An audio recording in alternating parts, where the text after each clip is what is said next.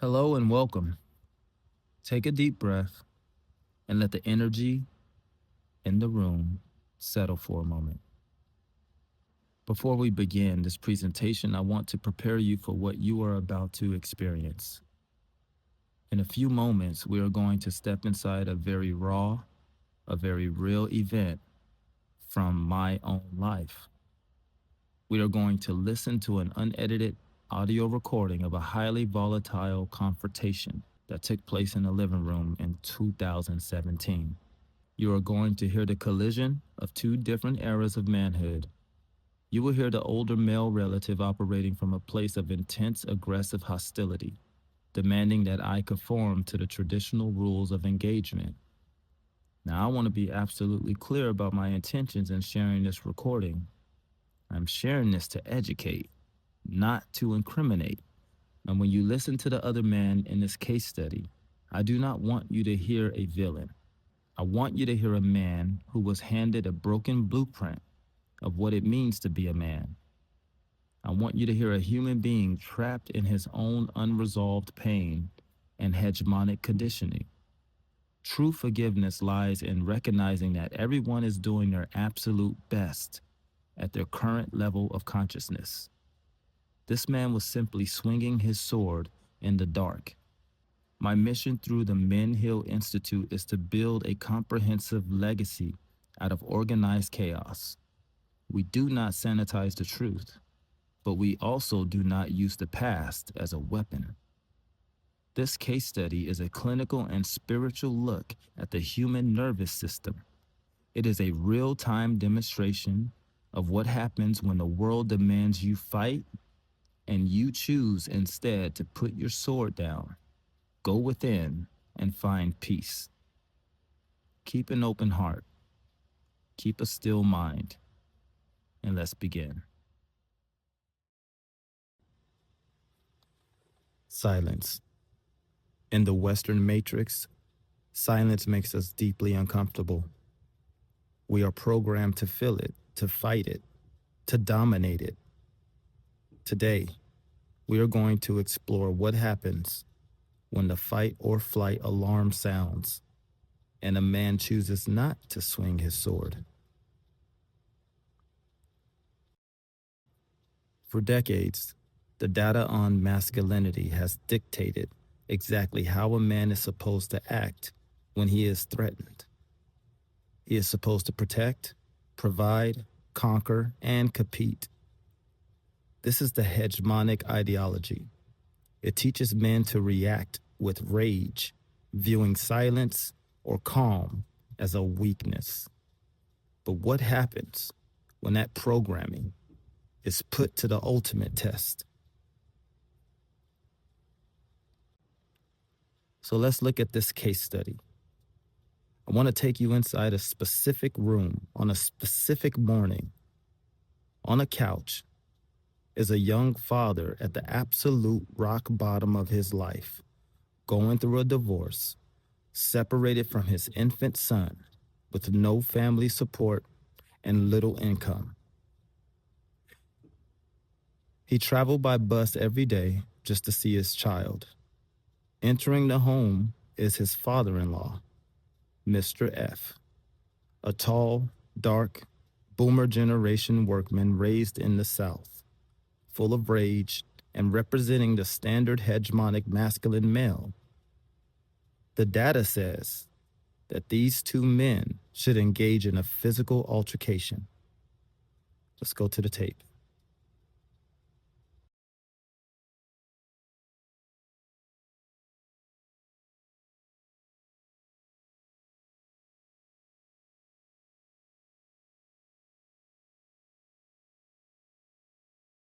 Right here, I think right here. This one.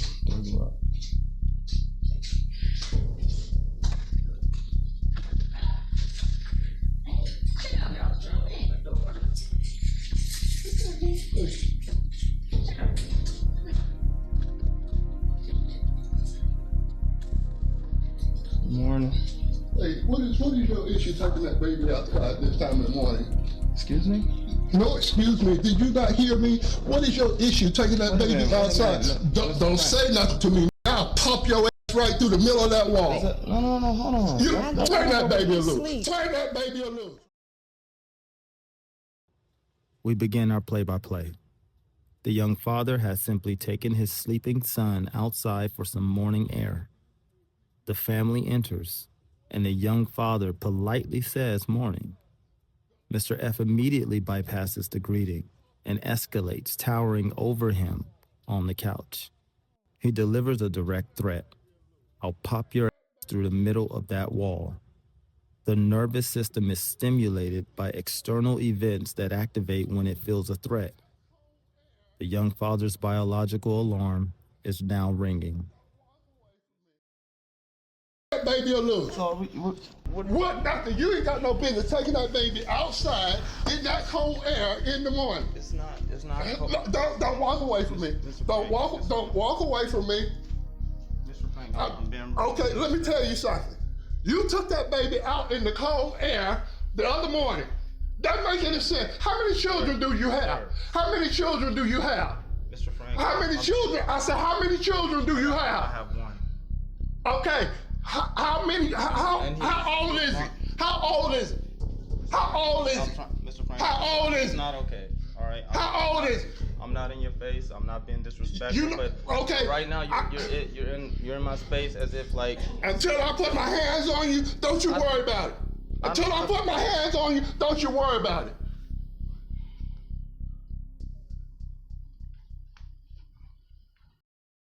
The tension breaks. The wife's cousin steps in and physically pries the sleeping son from the young father's arms. With the child removed, the young father attempts to stand up and walk away to avoid the confrontation, but Mr. F physically blocks him. He denies the young man access to the exit. The young father states, "I'm not being disrespectful, but right now you're in my space." The trap is now set. Now, I don't know what the you think you're gonna do over here, taking that baby out there. She can't do nothing about it. My baby was bundled up. I ain't know, the baby wasn't bundled I up. brought a hat for The him. baby wasn't bundled up. Excuse me? Was my baby bundled? Was he bundled up or not? What do you mean he's not bundled up? You shouldn't have the baby outside that time in the morning. That baby is still small and not the size that it should be at this time.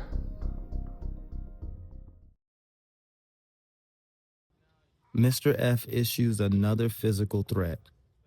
The young father realizes his wife lied to the family about the baby not being bundled up outside. He turns to his wife, hoping she would be honest, but she says nothing.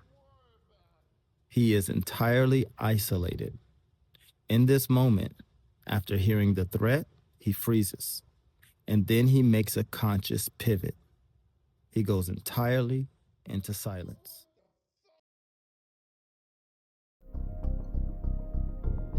Miss Frank, I gotta. Now, what? Let me ask you a question. Let me ask you a question. What sorority did you pledge to? Mr. Frank, What sorority did you right now, pledge you're being to? very hostile and very threatening right now, and you know that's You not lucky. okay. You're lucky. You're still standing here in front of me. The silence breaks the aggressive's rhythm. Mr. F tries a character assassination. He asks the young father, "What sorority did you pledge to?" In that exact second, the young father analyzes the error. See, men pledge fraternities. Women pledge sororities. He realizes he is dealing with a very sad, hurt man whose rage stems from something entirely unrelated to him. The young father begins calming more and detailing Mr. F's actions, telling him he is being hostile and threatening. Okay, so can I go? You're just blocking me. Yeah, I'm gonna keep blocking. You're blocking No, me. because you're not gonna walk What? away. I'm gonna make you understand something. The next time you do something like taking this baby up out of here, you ain't gonna have to worry about sitting here talking about me being in your space.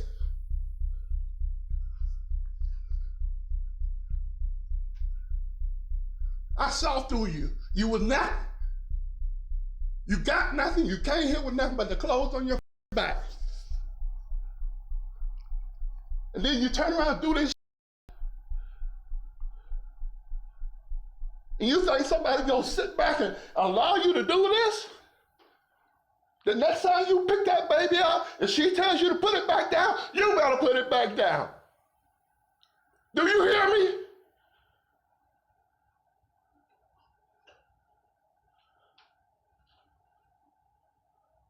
I would take your ass up out of here. You can stand around here and walk around here and put your demands on somebody like a woman, but a man stand up to you, what you gonna do? Walk away. A big punk.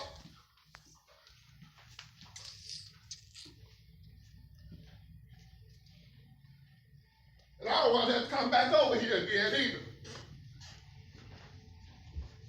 And you make another threat to anybody in this house, and you can forget about coming back up in here.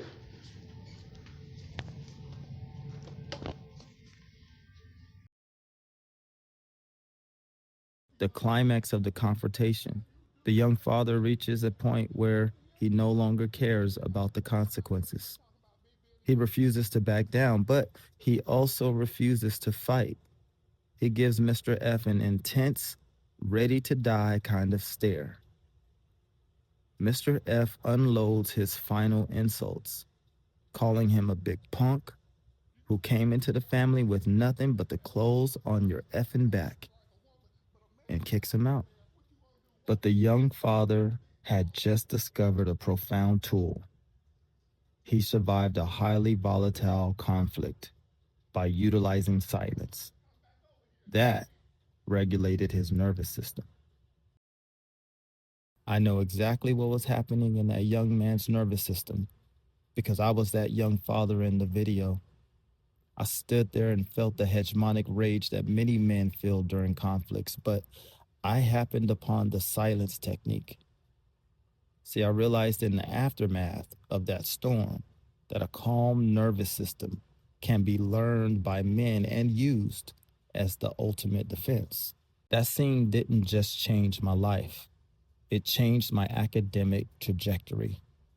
I earned my Ph.D. from Walden University, writing my dissertation titled Hegemonic Masculinity, exploring how Asian and Pacific Islander emerging adult males describe masculinity. See, the research validated everything I experienced in that living room.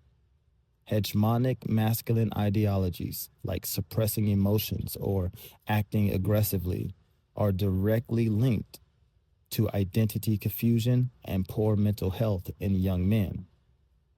When men follow these traditional norms, their mental and social health degrades. Academic theory means nothing if it cannot survive the brutal friction of the real world. Let's fast forward 9 years from that day on the couch. And just 4.5 weeks ago, my van broke down. I found myself once again at rock bottom. This time, having to eat out of a trash can.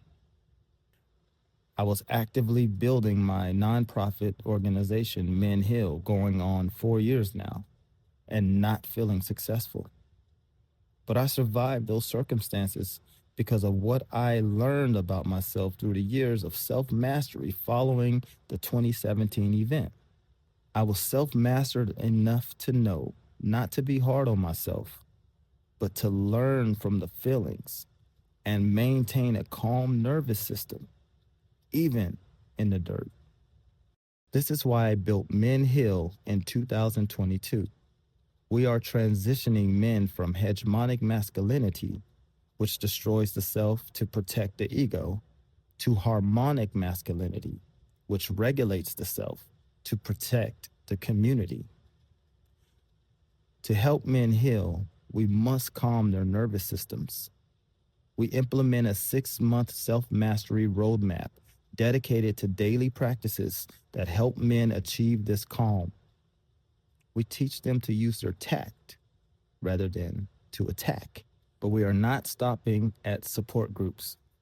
We are formalizing this work. I am forming the Men Hill Institute, MHI, modeled after the Manhattan Institute.